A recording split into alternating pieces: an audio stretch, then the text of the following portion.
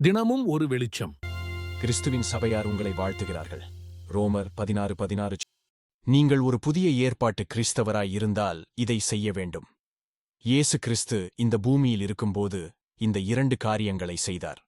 மத்தேயு 4:23 இப்படியாக படிக்கிறோம். பின்பு இயேசு கலிலேயா எங்கும் சுற்றி நடந்து அவர்களுடைய ஜெப ஆலயங்களில் உபதேசித்து ராஜ்யத்தின் சுவிசேஷத்தை பிரசங்கித்து ஜனங்களுக்கு உண்டாயிருந்த சகல வியாதிகளையும் சகல நோய்களையும் நீக்கிச் சொஸ்தமாக்கினார்.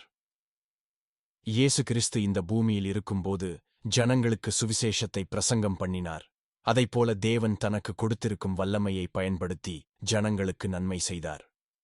அப்போஸ்தலர் 10:38 நசரேயனாகிய இயேசுவை தேவன் பரிசுத்த ஆவியினாலும் வல்லமையினாலும் அபிஷேகம் பண்ணினார். தேவன் அவருடனே கூட இருந்தபடியினாலே அவர் நன்மை செய்கிறவராயும் பிசாசின் வல்லமையில் அகப்பட்ட யாவரையும் குணமாக்குகிறவராயும் சுற்றித் திரிந்தார். நாம் கிறிஸ்தவர்களாயிருப்பதால் நாமும் இந்த 2 காரியங்களை செய்ய வேண்டும். அப்பொழுது நம்முடைய பரலோகத்தின் தேவன் மகிமைப்படுவார். இதை குறித்து இன்னும் அதிகமாக தெரிந்து கொள்ள எங்களை தொடர்பு கொள்ளவும். நன்றி.